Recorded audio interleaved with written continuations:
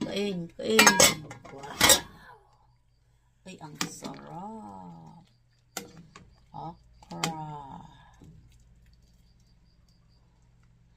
Kain. Masarap yung okra. Kalabasa. Sinabaw. Yan ang pagkain Pinoy. Charon. Sarap yan. Pagkain Pinoy. Yan o. Okra, kalabasa, alokbate. Yan ang pagkain Pinoy. Sarap yan. Kain po tayo. Luto na ba?